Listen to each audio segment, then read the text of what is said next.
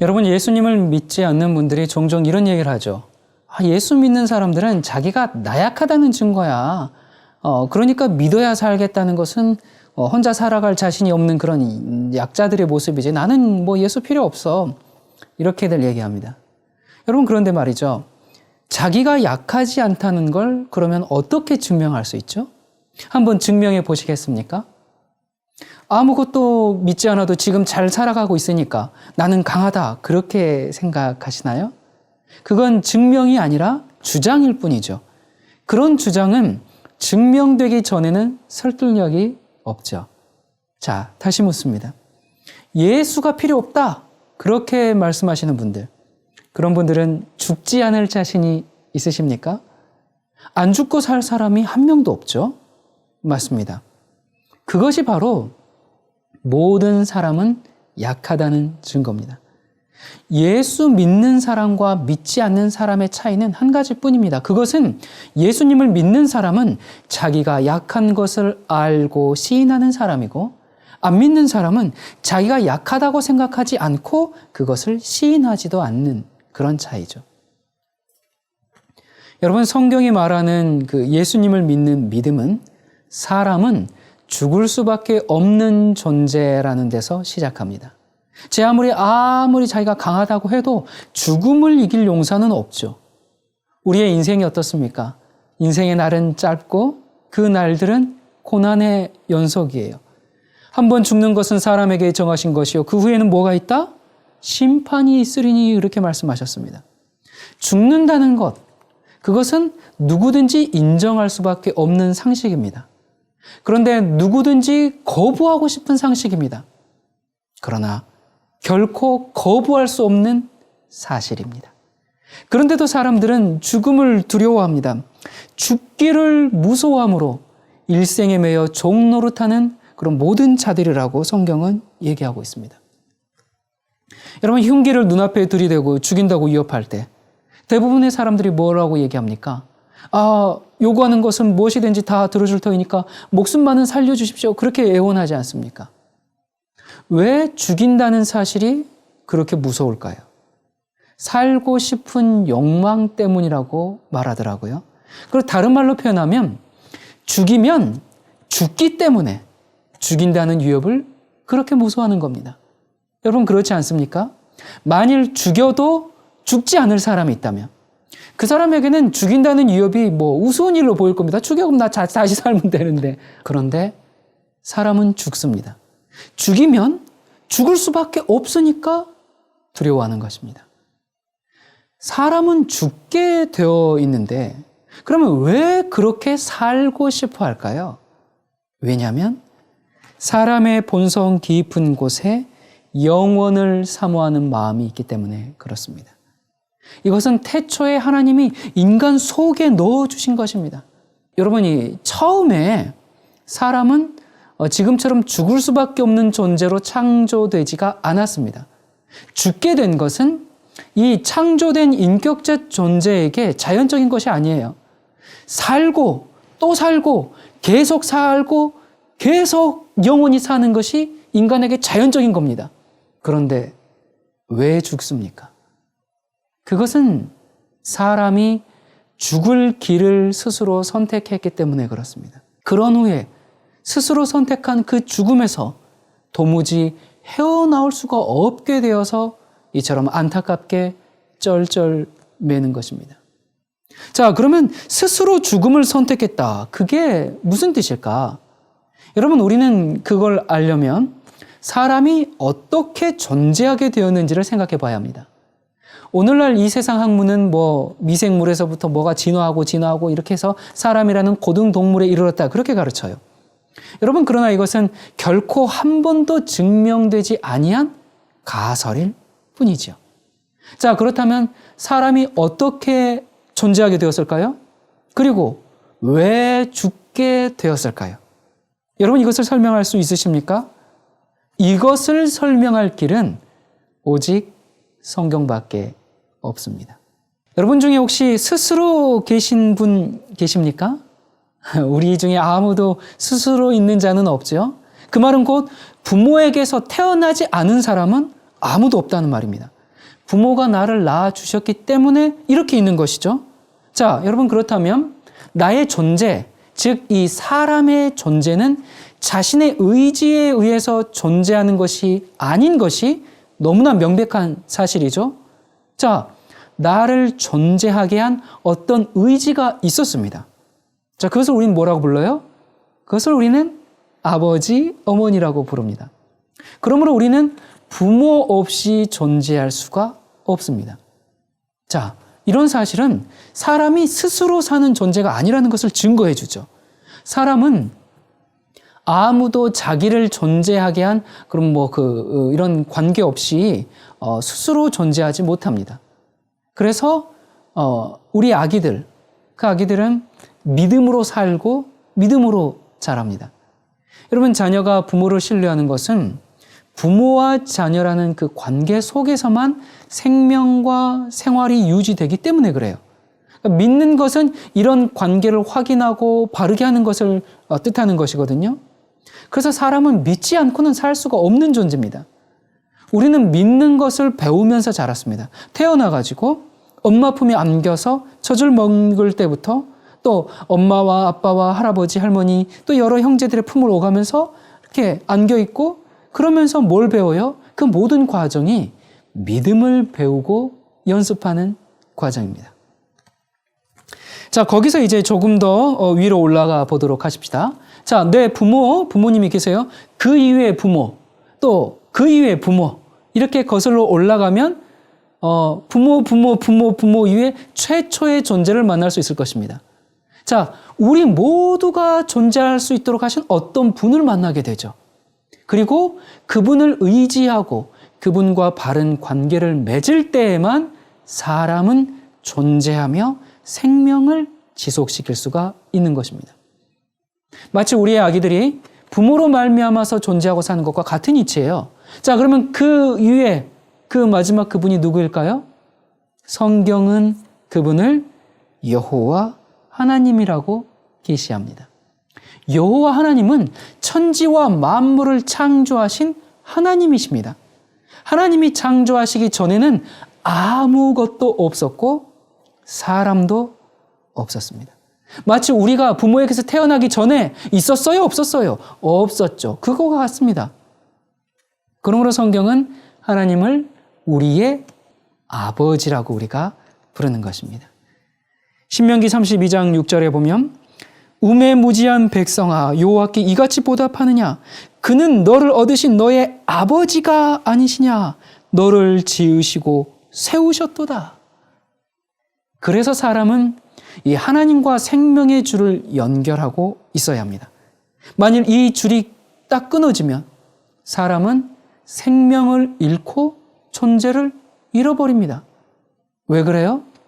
왜냐하면 하나님만이 생명의 영속적인 공급자이시기 때문에 그래요.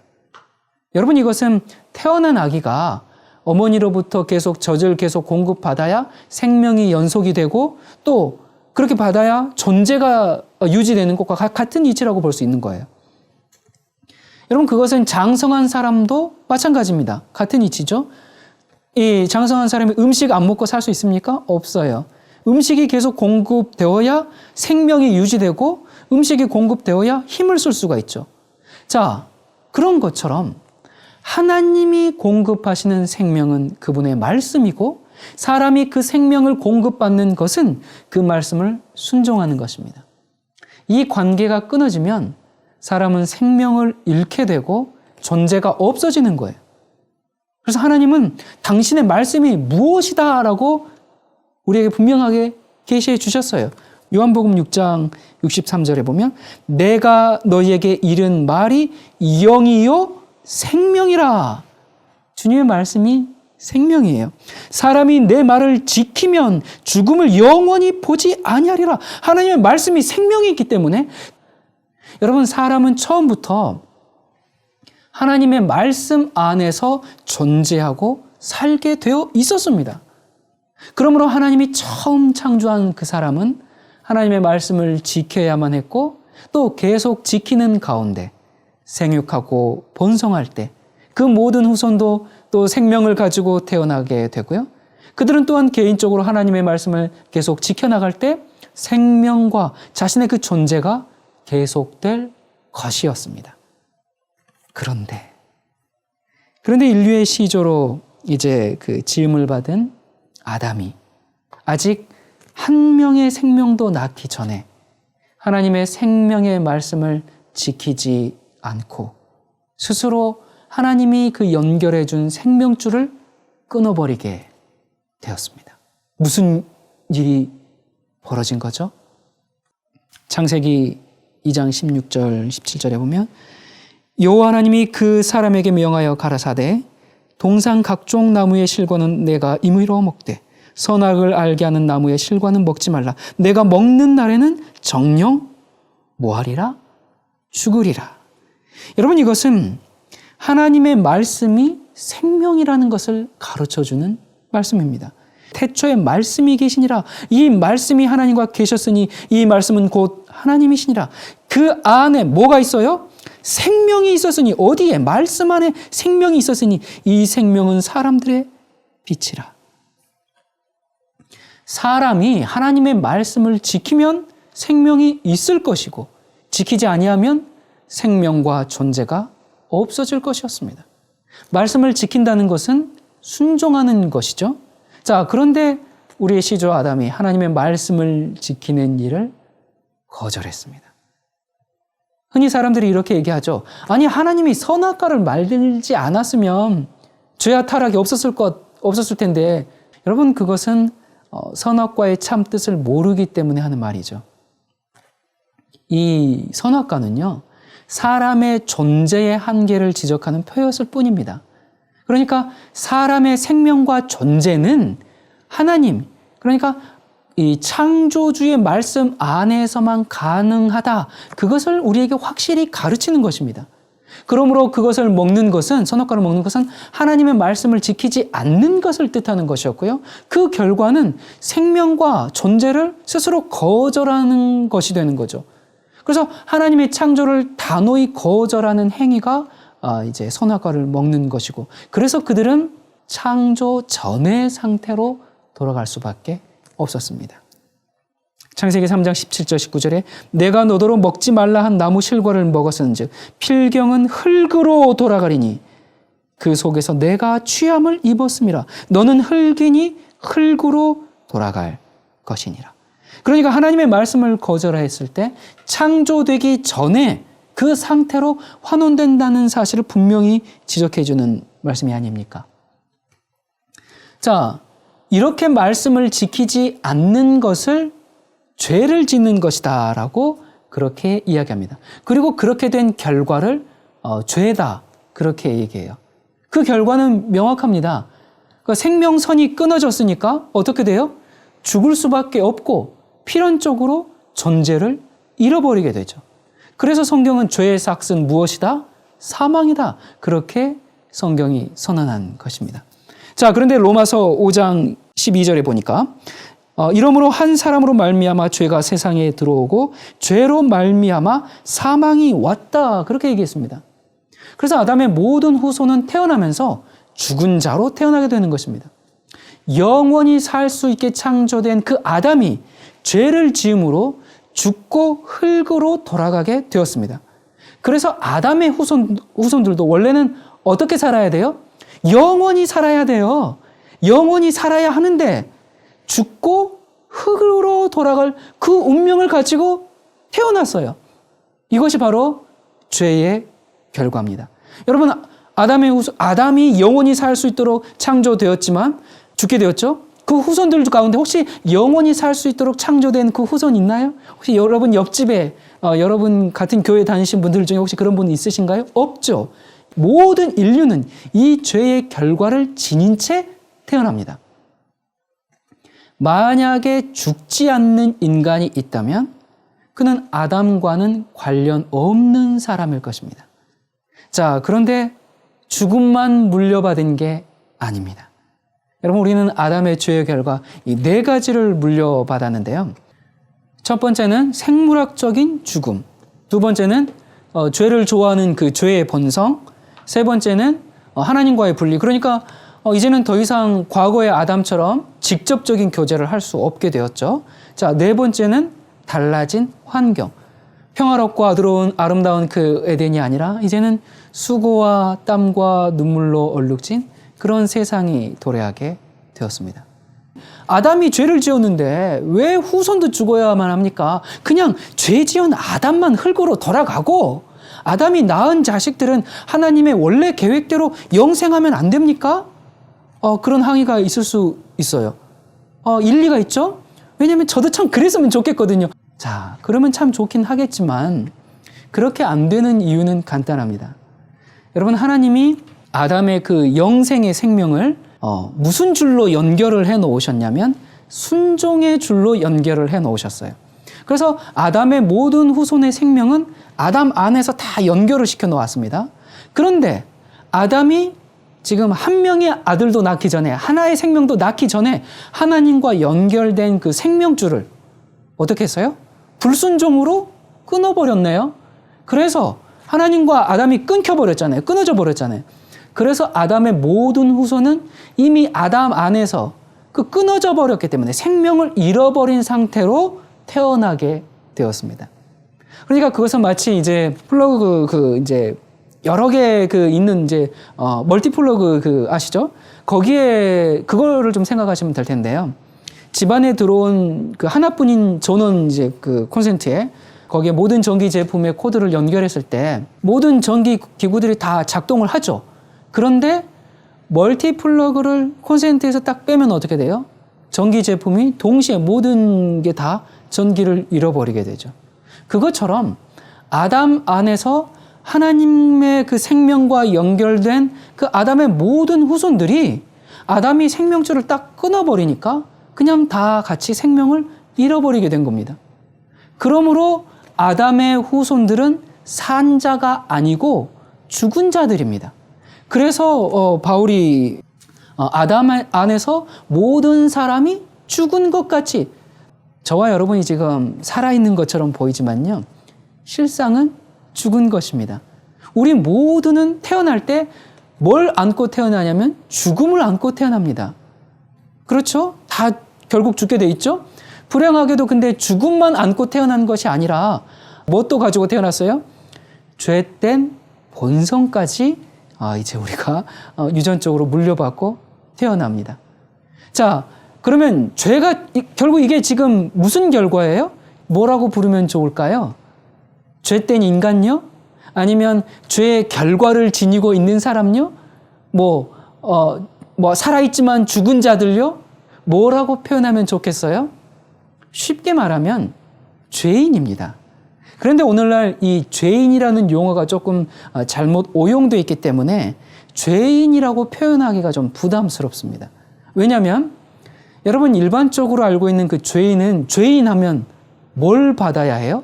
용서를 받아야 되죠. 자, 우리의 그 존재, 그 자체에 대해서 용서를 받아야 된다는 논리가 성립이 되거든요. 여러분 근데 용서라는 것은요, 내가 뭔가를 잘못했을 때 받는 것이 용서입니다. 자, 그런데 내가 원하지도 않았고 선택하지도 않은 나의 이 존재, 용서받아야 된다 그러면 좀 우리가 이해하기가 조금 어렵습니다. 그렇게 존재 자체를 용서받아야 된다 그러면 그 다음 어떻게 가냐면, 그래, 우리는 어차피 죄인이니까, 그러니까 이렇게 죄를 짓고 살지, 어차피 죄인인데, 그러면서 패배주의적인 운명론에 빠지게 됩니다. 여러분, 제가 인간의 존재를 표현할 때 쓰는 죄인이라는 의미는 그런 것이 전혀 아닙니다. 아담이 지은 그 죄값을 우리가 치러야 하기 때문에 죄인이 아니라 아담의 그 죄의 책임을 우리가 물려받아서 죄인이 아니라 아담의 죄의 결과로 우리가 죽을 수밖에 없는 존재가 되었기 때문에 죄인이다 그 말입니다. 생명이 없는 존재다 그 말입니다. 이 죄인의 개념은 정죄받고 용서를 받아야 하는 죄인을 말하는 것이 아니라 생명이 필요한 존재가 되었다 그 말입니다. 여러분 조금 복잡한 것 같지만 이것은 굉장히 중요하고 올바로 이해해야 하는 성경의 사상이거든요. 여러분, 죄의 책임을 물려받은 것과 죄의 결과를 물려받은 것은 전혀 다른 얘기입니다. 죄의 책임이라는 것은 아담이 지은 그 죄에 대한 책임을 내가 져야 한다는 겁니다. 그래서 그 죄체, 그 정죄를 받았기 때문에 자, 태어나서 하루 만에 죽었다 하더라도요, 그 아기는 정죄 아래에 있기 때문에 영원히 멸망을 받아야 한다는 겁니다. 자, 그런데 질문해 보겠습니다. 이 아기가 태어났을 때 생명은 누가 준 거예요? 사탄이 줬나요? 사탄이 이 생명을 줘가지고 이 아이가 태어났다, 그렇게 얘기하십니까, 여러분? 아니죠. 하나님이 주신 이 귀한 생명, 그렇게 얘기하지 않습니까? 하나님의 창조의 역사로 내가 태어난 것입니다. 자, 그런데 태어날 때는 하나님께서 생명을 주셔서 태어났는데 태어나서 하루 만에 죽었다, 지옥을 간다 그러네요. 하나님께서 생명을 주셔서 태어났는데 하루 만에 죽었을 때는 지옥 자식이 된다. 여러분, 이건 성경 사상이 아닙니다. 왜 지옥 자식이 된다라고 말하면, 왜 지옥 간다 그렇게 얘기를 하냐면, 죄의 아담의 그 죄의 책임을 졌기 때문에 나의 존재 자체에 대해서 용서받아야 되는 죄인이다, 그 말이에요. 근데 여러분, 우리 중에 누가 하나님께, 여러분 태어나기 전에 하나님 저 태어나게 해주세요, 그렇게 이야기해가지고 태어난 사람 계십니까? 없으시죠?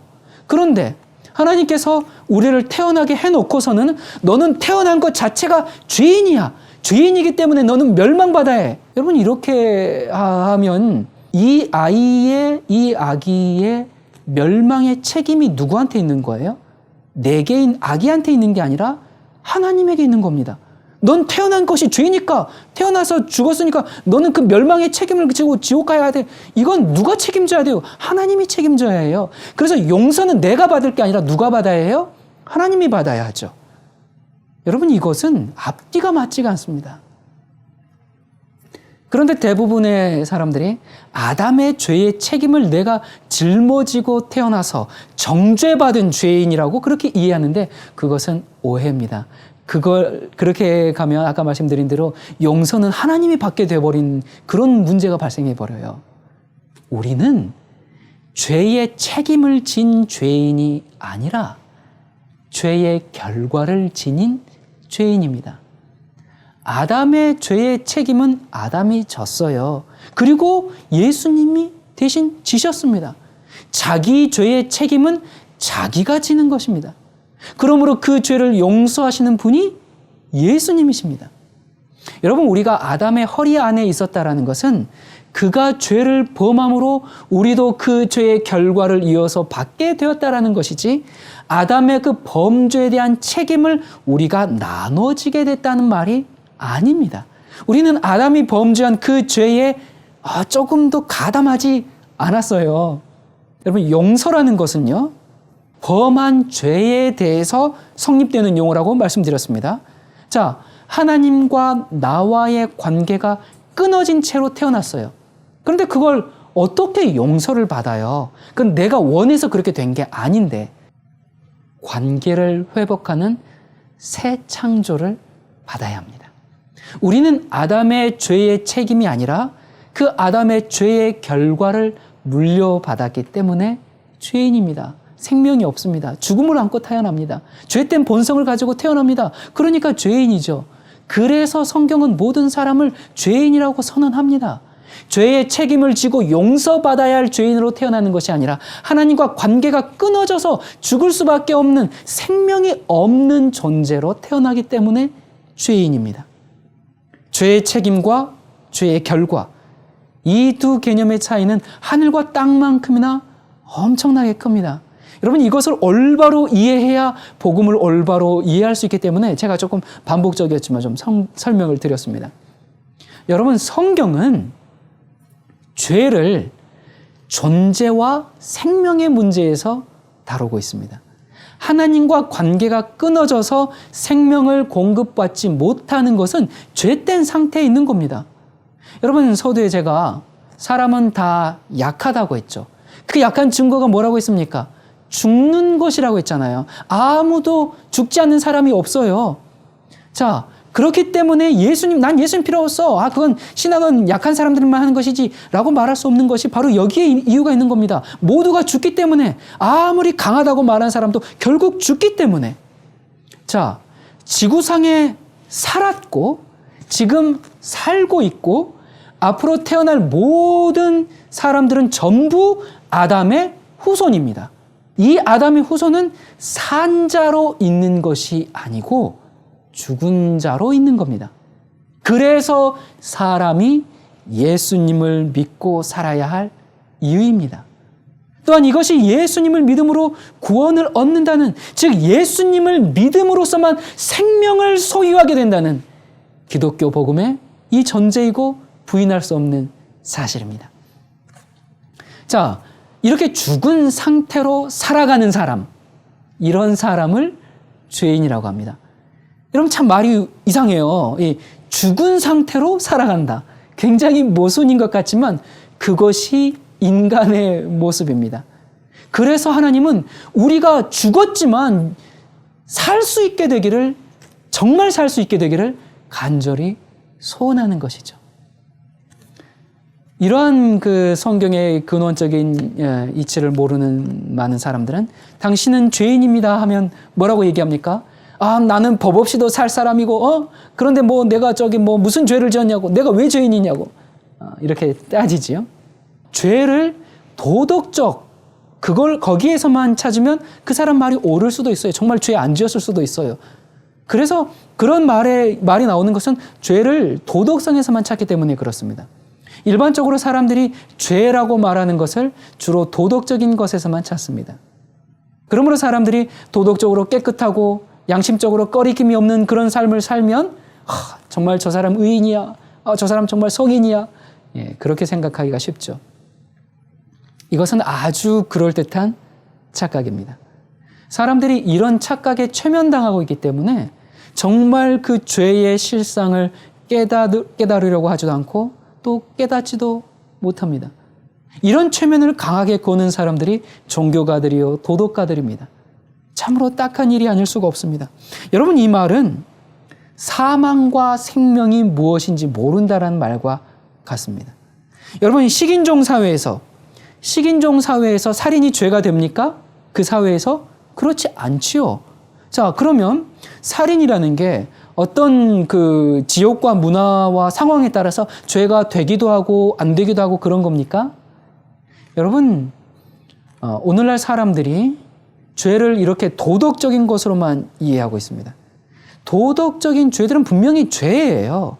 그러나 아무리 정말 인류 역사상 저 사람은 정말 의인이었어, 정말 성인이었어, 그렇게 추앙받는 사람들이라 할지라도 결국 다 죽고 없어졌습니다. 죽을 수밖에 없는 연약한 그 상태에서 전혀 벗어나지 못했습니다. 그들은 여전히 창조 전의 상태인 흙으로 돌아가고 말았습니다. 여러분, 아까 하나님께서 아담에게 그가 죄를 범함으로 어떻게 하라 그랬어요? 너는 흙이니 이제 흙으로 돌아가라고 했죠. 모든 인간들이 다 흙으로 돌아가고 말았습니다. 그러니까 성인 군자라는 그 역사적 인물들도 여전히 뭐였다? 죄인이었다, 그 말입니다. 여러분, 사람은 도덕적으로 살기를 굉장히 원해요. 그렇게 살기를 원하지만 그냥 우리가 이렇게 태어난 자연적인 상태에서는 누구도 도덕적으로 살지를 못합니다. 우리의 이 죄된 본성과 이 본능의 욕구와 도덕적인 그 요구 사이에서 우리는 충돌을 일으키게 되는데 어때요? 번번이 도덕성을 희생시키고, 그래서 사람들이 어떻게 한탄하면서 죄책감을 더 깊이 느끼고, 그래서 사람들이 수도원에 가고요, 기도원에 가고요, 산속에 들어가고요, 돌을 닦으면서 도덕성을 함양하고요, 선을 이루려고 그렇게 열심히 노력합니다. 왜 그렇게 노력해요? 그것은 단편적으로 인간은 본질적인 상태로는 도덕성을 성취할 수 없다, 그걸 보여주는 겁니다. 그걸 증명해 주는 겁니다. 수도를 하지 않고는 도덕적이 되지 않다, 그 말입니다. 그냥 내버려 두면 어떻게 된다? 전부 그냥 동물적으로 죄된 본성의 욕구에 끌려서 살아가게 된다, 그 말입니다. 왜 그렇게 돼요? 사람이 죽어있기 때문에 그렇습니다. 죽은 사람은 썩죠. 방부 처리하지 않으면 썩습니다. 도덕적 수양하고 수도하는 것은 꼭 뭐냐면 이 죽은 시체에다가 계속 방부 처리하는 것과 같습니다. 죽은 것을 살게 하지는 못합니다. 여러분, 성경은 이 죄의 결과로 죽어있는 사람이 다시 사는 얘기가 나옵니다. 뭐라고요? 여러분, 우리가 지금 보세요. 살아있지만 죽은 자예요. 죽은 자로 살고 있어요. 그런데 이 죽은 자로 사는 사람이 다시 사는 얘기가 나옵니다. 아까 바울이 뭐라고 했어요? 아담 안에서 모든 사람이 죽었다. 그렇게 얘기했죠? 자, 그런데 반전입니다. 아담 안에서 모든 사람이 죽은 것 같이 그리스도 안에서 모든 사람이 무엇이다? 삶을 얻으리라. 여러분, 이것을 옛사람과 새사람으로 비교하면서 다시 말합니다. 에베소서 4장 22절입니다. 너희는 유혹의 욕심을 따라 썩어져가는 구습을 따르는 옛사람을 벗어버리고 오직 너희의 심령이 새롭게 되어 하나님을 따라 의와 진리와 거룩함으로 지으심을 받은 새 사람을 입으라. 옛사람과 새사람. 여러분, 옛사람은 죄인이에요. 살았지만 죽은 것처럼 사는 사람들입니다. 새 사람은요, 죽은 몸이지만 더 이상 죽은 사람이 아닙니다. 아담 안에서 모든 사람이 죽은 것 같이 죽었지만 그리스도 안에서 어떻게 됐어요? 살아버렸네요. 새 생명을 부여받았습니다. 죄인이 아니라 이제 뭐예요? 의인입니다. 여러분, 나뭇가지가 원둥치에 붙어 있으면 살아있는 것이죠. 썩지 않습니다. 그러나 그 가지가 원둥치에서 딱 잘려나가면 그 순간부터 가지는 어떻게 됩니까? 마르고 썩기 시작하는 거죠. 자, 자기 스스로는 그런 상태를 고칠 수가 없어요. 그와 같이 아담 안에서 생육하고 번생해야 할 모든 사람이 아담이 하나님께 연결된 그 자기 생명을 딱 잘라버렸을 때 아담과 함께 어떻게 됩니까? 아담 안에서 이미 이 썩어짐의 종로를 타는 그런 사람들이 되어버리는 겁니다. 베드로는 그것을 썩어질 씨로 되었다, 그렇게 얘기합니다. 그러니까 아담의 생명은 썩어질 생명이고 그에게서 태어나는 것은 썩어질 씨로 태어나는 겁니다. 그래서 그들은 모두 썩어짐의 종노릇을 하게 되는 것은 당연한 결과지요. 자, 이런 사람들은 다 썩는 양식을 위해서 일합니다. 또한 썩을 면류관을 얻고자 노력합니다. 그리고 썩지 아니하는 하나님의 영광을 썩어질 사람과 금수와 버러지 형상으로 다 바꿔버립니다. 그러므로 여러분, 사람은 스스로의 노력이나 수양이나 이런 걸로, 이런 썩고 죽는 상태에서는 결코 벗어날 수가 없게 되어 있습니다. 여러분, 생각해 보세요. 씨앗 자체가 썩어질 씨로 태어났어요. 그런데 어떻게 썩지 않겠습니까? 죽은 자로 태어난 자가 어떻게 아무리 스스로 노력한다고 산 자가 되겠습니까? 죽을 수밖에 없어요. 그런데 만일 살아날 길이 있다면 죽은 자를 살릴 수 있는 자가 그를 살리는 방법 외에는 다른 도리가 없습니다. 여러분, 지금 사람들이 누리고 있는 이 생명이라는 거 사실 죽을 수밖에 없는 생명이요, 본질상 생명이 아닙니다. 이것은 나무에서 잘려나온 가지가 완전히 말라져서 죽지는 않았지만 그건 죽은 거죠. 하지만 원둥치에 잘 붙여서 정말 생명을 다시 공급받을 수 있도록 잘 싸매고 잘 동여매주면 다시 살 수 있는 것처럼 사람들도 우리가 지금 이렇게 숨쉬고 살아있고 움직이는 것처럼 보이지만 전부 죽은 사람들입니다. 그래서 진정한 생명의 존재가 되도록 아직 우리가 살아있을 때 참 생명을 주신 분에게 접붙임을 해야 합니다. 여러분, 우리가 이렇게 세상에 태어난 것은 죽은 채로 살다가 결국 죽기 위해서 태어난 게 아니라 왜 태어났냐면 죽은 채로 태어났지만 참 생명을 얻을 수 있는 기회를 얻고 정말 주도록 하기 위해서 하나님께서 우리를 이 땅에 태어나게 하신 겁니다. 그 생명이신 분이 태초에 계신 생명의 말씀이신 예수님이시고 그에게 우리를 맡기는 것을 예수님을 믿는 것이다 라고 말하는 겁니다. 여러분, 사는 것이 뭔지를 깨닫고 정말 진정으로 생명을 사랑하는 사람들은 예수님을 믿을 것입니다. 그러나 자신이 죽을 수밖에 없는 그런 연약한 존재인데도 불구하고 그 연약한 것을 인정하기를 원치 않는 사람들은 예수님을 믿지 않을 것입니다. 그저 그냥 학문과 문명과 도덕과 윤리를 강조하면서 정말 이 땅의 유토피아 복지 사회를 만들려고 그렇게 노력할 것입니다. 유물론적인 사회주의 시스템을 만들려고 그렇게 애를 쓸 것입니다. 여러분, 그러나 그것은 얼마나 허망한 노력이 될 것입니까? 죽은 자가 아무리 노력해도 부패하는 것밖에는 다른 도리가 없습니다. 방부 처리를 잘 해가지고 보관한다 해도 그건 미라밖에는 더 될 것이 없습니다. 여러분, 그러므로 이것을 깨닫는 사람이 예수님을 믿지 않고 어떻게 견딜 수가 있겠습니까? 이런 이야기를 들으면 어떤 분들은 알겠습니다.